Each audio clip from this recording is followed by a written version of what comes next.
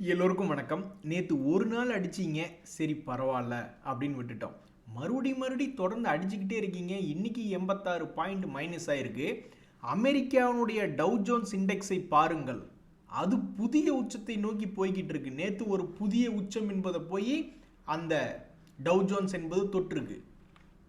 So global investment, உலகளாவிய investment, நம்ம நாட்டை விட்டு வெளியே போய் இன்வெஸ்ட்மெண்ட் பண்ணுறது அப்படின்றது போன வருஷம் சரி இன்றைய தேதியும் சரி ரொம்பவுமே மகிழ்ச்சிகரமாக தான் அவங்களுக்கு இருக்குது. நம்மளுக்கு வேஸ்ட்டு தான். நம்மளுக்கு இங்கே ஒன்றையும் காண. நிஃப்டி 50 இண்டெக்ஸை மட்டும் ஓரளவுக்கு நல்லா ரெக்கவரி பண்ணி கொண்டு வந்திருக்காங்க. அதில் எஸ்ஐபி போட்டுரும் கூட நிறைய பேர் ஜெயிச்சிருப்பாங்க. ஒரு நண்பர் கூட சொல்கிறாரு, 1.5 வருஷத்துக்கு முன்னாடி இந்த எஸ்ஐபி கான்செப்டை நான் எக்ஸ்சேஞ்ச் ட்ரேடட் ஃபண்டுகளில் நிஃப்டி 50 இண்டெக்ஸ் போன்ற பல்வேறு இண்டெக்ஸில் பேஸ் பண்ணியிருக்கக்கூடிய எக்ஸ்சேஞ்ச் ட்ரேடட் ஃபண்டுகளை நான் ஸ்டார்ட் பண்ணியிருந்தேன். ஒரு கட்டத்தில் மார்க்கெட் இறங்கும் பொழுது எனக்கு 18% எல்லாம் லாஸ் என்பது ஆயிருந்தது. இப்போ மறுபடியும் எல்லாம் மேல் நோக்கி வந்ததுக்கப்புறம் இப்போ எனக்கு 16% லாபத்தில் இருக்குது. நான் ரொம்பவுமே டிசிப்ளின்டாக இன்வெஸ்ட்மெண்ட் பண்ணிட்டு வந்த ஒரு காரணத்தினால தான் எனக்கு இப்போ ஒரு 16% லாபம் என்பது கிடைச்சிருக்கு. உங்களுடைய வீடியோக்களை நான் தொடக்கத்திலிருந்தே ஆதி காலத்திலிருந்தே பார்த்துக்கிட்டு இருக்கேன். ரொம்பவுமே மகிழ்ச்சிகரமாக இருக்குது.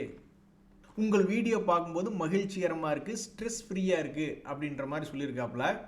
அதாவது நண்பர்களே, இந்த மாதிரி தகவல்கள் நம்மளுக்கு கிடைக்கிறது ரொம்பவுமே பெரிய விஷயம். நிறைய பேர் சொல்லுவாங்க ட்ரேடிங்கில் பேக் டெஸ்டிங் பண்ணி பார்க்கணும் அப்படின்ற மாதிரிலாம் சொல்லுவாங்க. ஸோ அது எந்த அளவுக்கு நம்மளுக்கு தகவல்கள் அக்யூரசி என்பது 2ஆம் பட்சம்.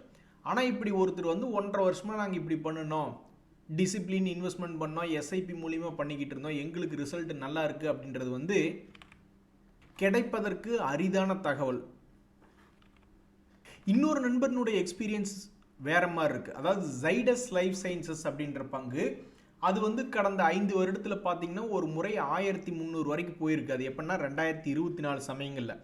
இப்போ ஒரு 1.5 வருஷமாக அந்த பங்கு பெருசாக மேல் நோக்கி வரல. ஒரு முறை 800 பக்கத்தில் போனால், அப்புறம் 1100 பக்கத்தில் போனால், இவ்வளவுதான் அவனுடைய வால்டிலிட்டி.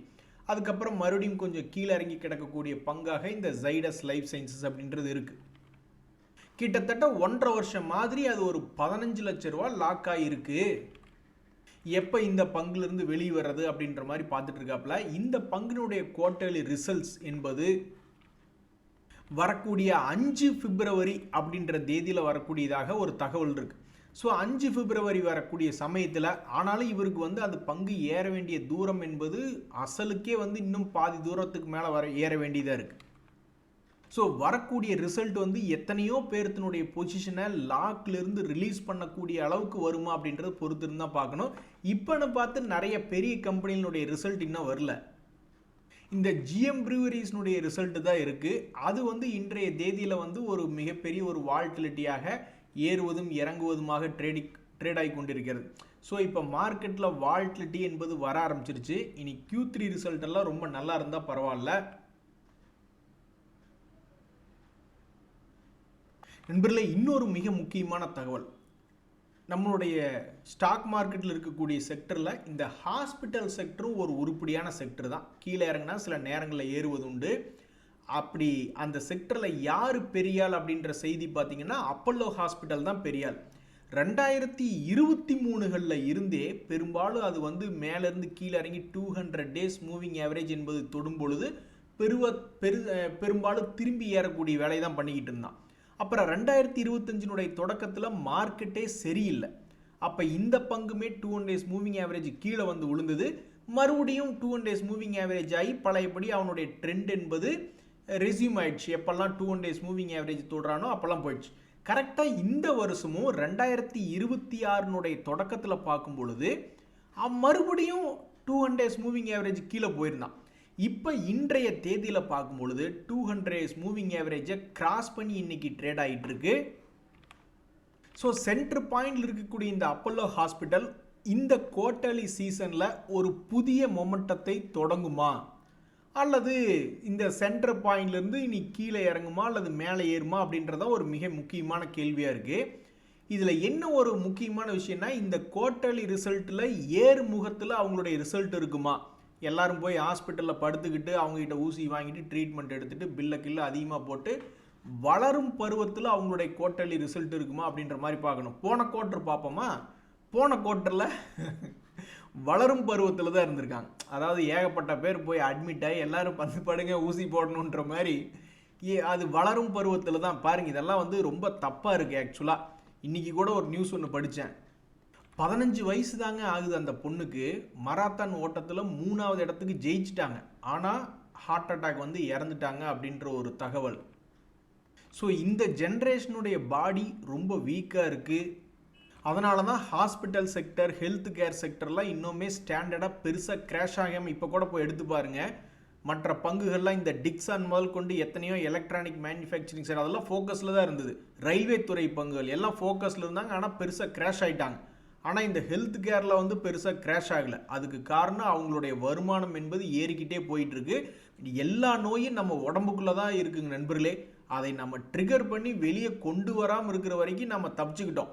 ஒரு உதாரணத்துக்கு நம்ம ஒரு 20 நிமிஷம் 30 நிமிஷம் ஆனால் உட்காந்துருக்கூடாது, டக்குன்னு எந்திரிச்சிடணும். அப்படி உட்காந்து சில நோய் உள்ளே இருக்கிற நோயை நம்ம ட்ரிகர் பண்ணி வெளியே கொண்டு வந்து விட்டுருவோம். அல்லது இந்த மாதிரி திடீர்னு எங்கேயாவது நியூ இயர் பார்ட்டிக்கு போகும்பொழுது அல்லது நம்மளுக்கு சம்மந்தமே இருக்காது, அந்த காலத்தில் நம்ம ரோட்லேயே தான் திரிவோம், பாடி ஃபிட்டாக இருக்கும். இது திடீர்னு ஏதாவது ஒரு காம்படிஷனுக்கு எல்லாரும் ஓடுறாங்கன்ட்டு நம்மளும் போய் ஓடுறோன்னு வச்சிங்களேன், அது ஏதாவது பிரச்சனையில் கொண்டு வந்து விட்டுரும். ஸோ எல்லா நோயும் நம்மளுடைய உடம்புக்குள்ளே அது பாட்டுக்கு ட்ரிகர் ஆகாமல் பொறுமையாக இருக்குது. நம்ம அதை ட்ரிகர் பண்ணி விடுற மாதிரி லைஃப் ஸ்டைல், எல்லாத்துக்குமே லைஃப் ஸ்டைல் டிசீஸ் தான் இருக்குது. தொடர்ந்து மொபைலில் ஒரே ஒரு இன்ஸ்டாகிராம் வீடியோ பார்க்குறோம் அல்லது ஒரே ஒரு ரீல்ஸ் பார்க்குறோம்னு சொல்லி மொபைலை கையில் எடுத்து அது ஒரு அரை மணி நேரம் பார்க்கறது.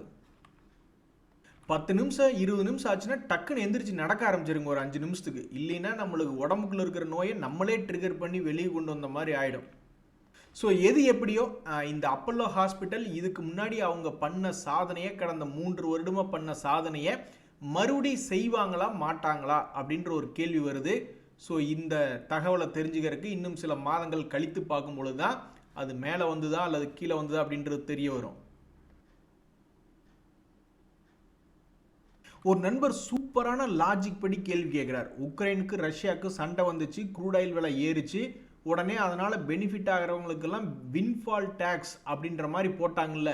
இப்போ ரியல் எஸ்டேட் கம்பெனிஸ்னுடைய வேல்யூ என்பது பார்க்கும்பொழுது கோவிட்டுக்கு அப்புறம் அவங்ககிட்ட ஏற்கனவே லேண்ட் புக் அப்படின்றது இருக்கும். ஏற்கனவே 10 ஏக்கரா 50 ஏக்கரா 100 ஏக்கரான்னு ஆல்ரெடி வச்சுருந்துருப்பாங்க. அது கோவிட்டுக்கு அப்புறம் இமாலய அளவில் 1 கோடிங்கிறது 10 கோடி அளவுக்கு வேல்யூ சடனாக இன்க்ரீஸ் ஆயிடுச்சுல.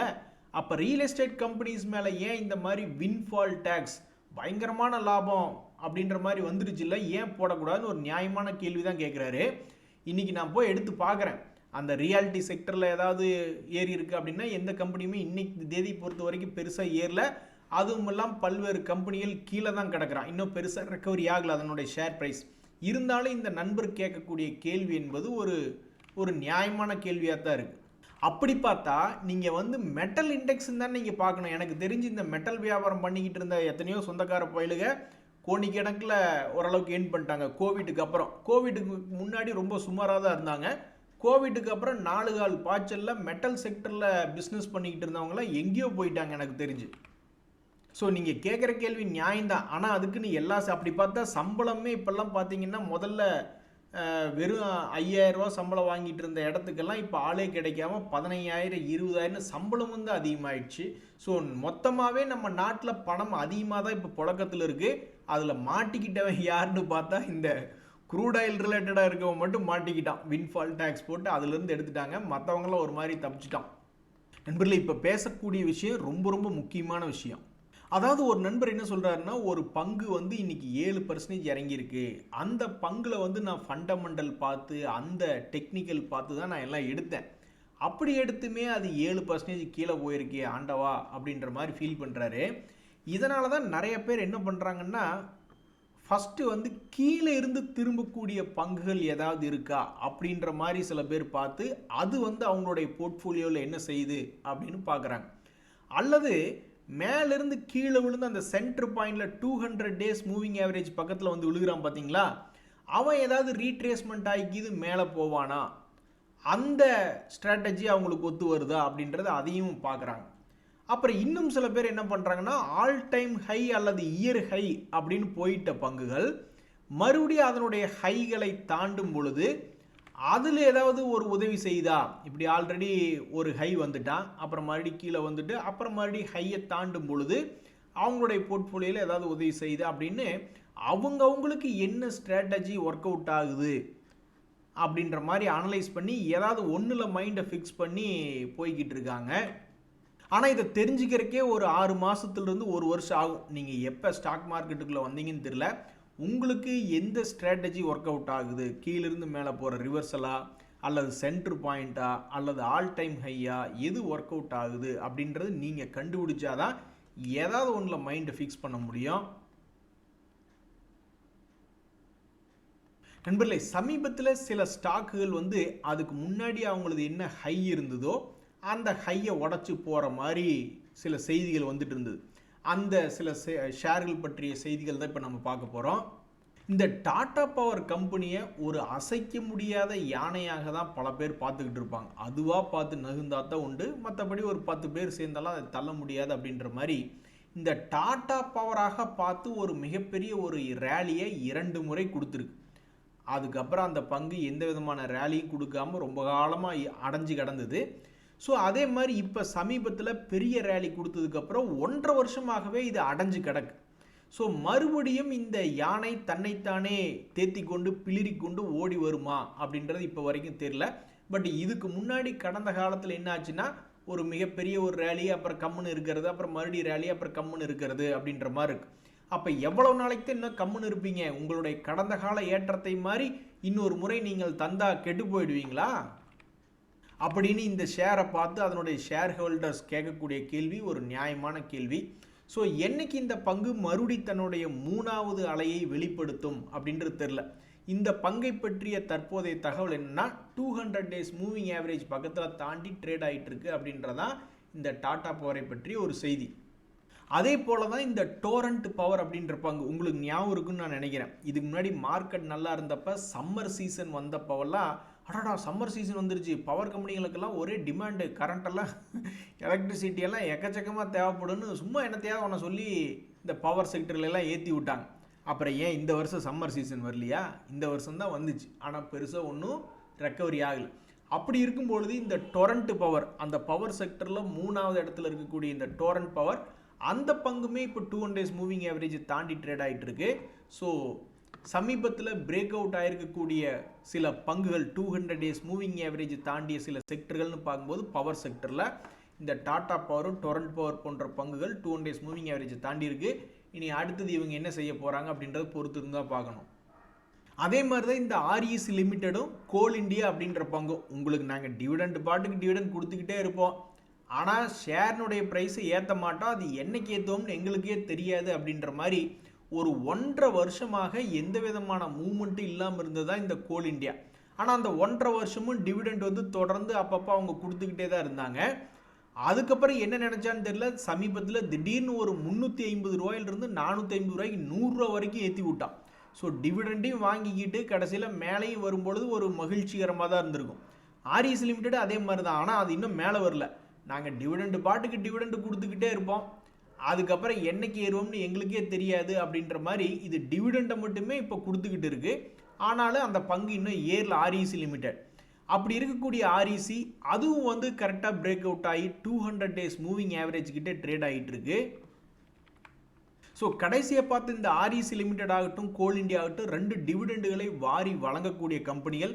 அதில் கோல் இண்டியா திடீர்னு 1.5 வருஷம் கழித்து மேலே ஏறி வந்துட்டான். ஸோ அந்த ஷேரை வச்சுருக்கிறவங்களுக்கு வாங்கின டிவிடெண்டு லாபம், அந்த ஷேர் ப்ரைஸும் ஏறி லாபம். ஆனாலும் பாவம் அந்த ஆர்இசி லிமிடெட் டிவிடெண்டு மட்டுமே கொடுத்துக்கிட்டு இருக்குது.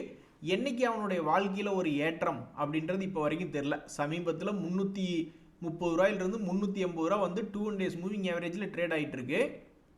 அது தெரியாதுங்க, யாருக்கும் தெரியாது. இந்த டிவிடெண்டு கொடுக்கக்கூடிய பங்குகளை வாங்குறவங்க அது ஏறுனா ஏறுது, ஏறாட்டி போகுது, அது எப்போ ஏறுதோ ஏறிட்டு போகுது, அது வரைக்கும் டிவிடெண்ட் கொடுப்பான்ல அப்படின்ற ஒரு கேள்விக்கு விடையை வச்சுக்கிட்டு தான் இது போன்ற பங்குகள் எடுக்கிறாங்க. அதில் இந்த கோல் இண்டியா மட்டும் தப்பிச்சு ஓடி வந்துட்டான். ஆடா பாவி, காரியம் கைகூடி வர்றப்ப கெடுத்து விட்டியடா அப்படின்ற மாதிரி எனக்கு நல்லா ஞாபகம் இருக்கு. இந்த சிடிஎஸ்எல் அப்படின்ற பங்கு மார்க்கெட் சரியில்லை, யாரும் அதிகமாக வாங்கி விற்க மாட்டாங்க, வியாபாரம் கம்மி, அதனால் அவங்களோட இன்கமும் கம்மியாகும் அப்படின்ற ஒரு காரணத்தினால சரிவடைஞ்சு வந்துட்டு இருந்த பங்கு தான் சிடிஎஸ்எல். அதுக்கப்புறம் தான் மார்க்கெட்டே ரெக்கவரி ஆயிடுச்சு. இவங்களும் வந்து ரிசல்ட் கொடுத்தாங்க. ரிசல்ட் கொடுத்தோன்னே ப்ளஸில் காமிச்சு அப்படியே கீழே இருக்குன்னா அப்புறம் அந்த 200 டேஸ் மூவிங் ஆவரேஜ் தாண்டோன்னே ஒரு அருமையான ரேலி 1300 எங்கே 1800 எங்கே அற்புதமான ஒரு ரேலி கொடுத்துட்டு எத்தனையோ முறை இந்த 200 டேஸ் மூவிங் எத்தனை தடவை தாங்க அவனுக்கு காப்பாற்றி விடுவான். 4 முறை இந்த 200 டேஸ் மூவிங் ஆவரேஜ் சப்போர்ட் கொடுத்து காப்பாற்றி விட்டுட்டு கடைசியாக டிசம்பர் மாதம் கை விட்டுருச்சு. சரி போ உன்னை எத்தனை தடவை தான் காப்பாற்றி விடுறது அப்படின்ற மாதிரி. ஸோ மறுபடியும் இப்போ பல்வேறு ட்ரேடர்கள் என்ன நினச்சிட்டு இருக்காங்கன்னா இது 200 டேஸ் மூவிங் ஆவரேஜ் தாண்டினா தான் உருப்படி, அப்படி இல்லைன்னா அந்த பங்கு கீழே வரும்பொழுது தான் அது என்ன விஷயம் 1100 ரூபாய்க்கு வந்து விழுந்ததுனா தான் அது வந்து ஒரு நல்ல ஒரு சீப்பான விலையில் இருக்கும் அப்படின்ற மாதிரி யோசிச்சுட்டு இருப்பாங்க. இதை பார்த்தீங்கன்னா உங்களுக்கு ஏதாவது ஒரு உருப்படியான விஷயமா தெரியுதா? பொதுவாக நம்ம ஸ்டாக் மார்க்கெட்டில் எப்படி பார்த்துருக்கோம், நல்லா சம்பாரித்து கொடுக்கக்கூடிய ஷேர்கள் இப்படி போய்கிட்டு இருப்பான். கீழே வந்தால் மேலே போகிறது, மேலே வந்தால் கீழே வந்து இப்படி ஒரு உருப்படியான ஒரு ரூட்டாக இருக்கும். இல்லைன்னா கூட இப்படி கூட போய்கிட்டு இருப்பான், அவன் பாட்டுக்கு மேலே போய்கிட்டு இருப்பான். ஆனால் நீங்கள் என்னென்ன வித்தியாசமாக விபூதி பேசியிருக்கீங்க, இந்த விபூதி நாங்கள் எங்கேயுமே பார்த்ததில்லை அப்படின்ற மாதிரி இது வந்து ஒரு கன்சால்டேஷன் ஃபேஸ்ன்னு சொல்லுவாங்க. ஸோ தற்போதைக்கு கன்சால்டேஷன் ஆகி மேலே பிரேக் அவுட் ஆவான்னு பார்த்தா கீழே பிரேக் டவுன் ஆயிருக்கு. ஸோ சிடிஎஸ்எல் அப்படின்ற மிக முக்கியமான பங்கில் என்ன இன்னைக்கு தகவல் அப்படின்னு பார்த்தீங்கன்னா அது 200 டேஸ் மூவிங் ஆவரேஜுக்கு கீழே ட்ரேட் ஆகி கொண்டிருக்கிறது.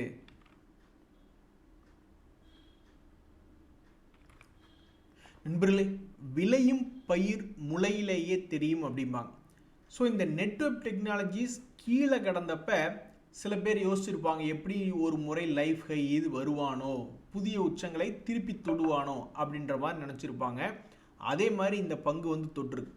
அதே மாதிரி போஷ் லிமிடெட் அப்படின்ற பங்கு அதுவும் வந்து கீழே விழுந்து கிடக்கும் பொழுது திரும்பி ரிவர்சல் ஆரம்பிக்கிறான்.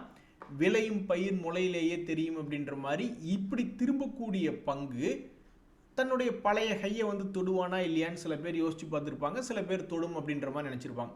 இப்போ இந்த 2 பங்குகளுமே கீழே விழுந்துட்டான். இப்படி இரண்டுமே கீழே விழுந்து கிடக்கையில் இதில் யார் முதல்ல வந்து அவங்களுடைய 52 வீக் ஹையை தாண்டி அந்த ஷேர் ஹோல்டர்ஸ்க்கு மகிழ்ச்சி கொடுப்பாங்க, இந்த நெட்வொர்க் டெக்னாலஜியா இல்லை போஷா அப்படின்ற ஒரு சுவாரஸ்யமான கேள்வி தான் தற்போது மார்க்கெட்டில் போய்கிட்டு இருக்கு. நன்றி, வணக்கம்.